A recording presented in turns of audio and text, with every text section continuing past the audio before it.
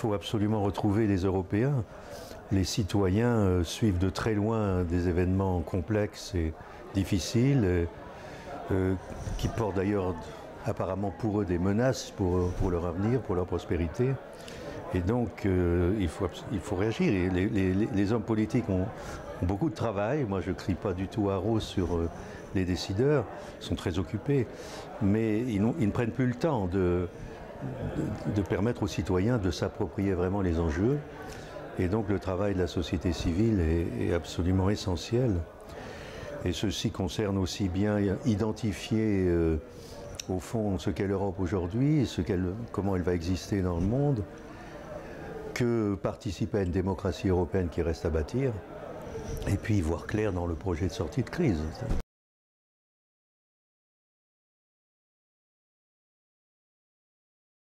Je me distancie du fédéralisme à l'ancienne, c'est-à-dire si vraiment on rêve à tout prix d'établir des États-Unis d'Europe ou de bâtir l'Europe par le sommet, et l'approche constitutionnelle a quand même échoué, si on continue dans cette voie, on va dans le mur. Alors pour moi, il s'agit de fédérer des peuples, et pas seulement des États, comme aurait dit Jacques Delors, mais des peuples, des citoyens. Et on ne peut les fédérer dans l'espace communautaire, dans l'espace aussi fragmenté qu'est l'Europe, qu'autour d'un contrat sur un projet. Il ne faut pas d'abord bâtir une sorte d'État fédéral et après il va faire le boulot. Il faut s'accorder sur un projet. Et dans la phase où nous sommes, et ça va durer quand même un bout de temps, à mon avis, il y a un double enjeu.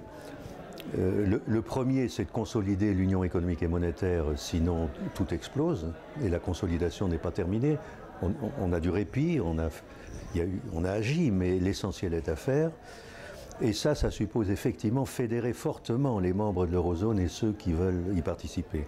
Et puis d'autres n'acceptent pas parce qu'ils veulent garder leur politique indépendante. Je pense à la Grande-Bretagne, mais il y en a d'autres. Et avec cela, il ne faut pas lâcher l'idée de la Grande Europe, mais il faut pouvoir s'accorder au moins sur des choses essentielles face à la mondialisation, qui s'appellent la politique extérieure, la sécurité, l'immigration ou l'aide au développement.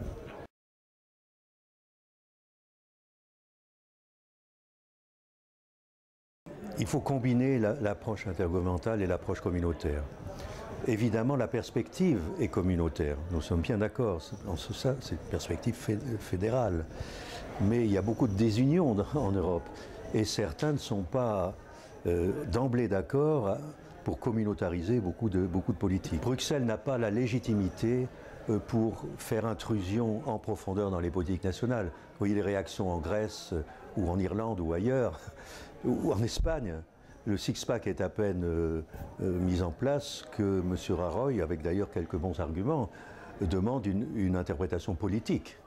Et par conséquent, il faut combiner l'approche intergouvernementale avec l'approche communautaire, et l'Allemagne a été lucide en exigeant qu'en quelque sorte les États eux-mêmes s'engagent à adopter des règles d'or dans le cadre d'un traité. Mais évidemment, coordonner intimement les politiques budgétaires va supposer beaucoup de travail politique. On ne peut pas demander à M. Barroso de décider des politiques nationales.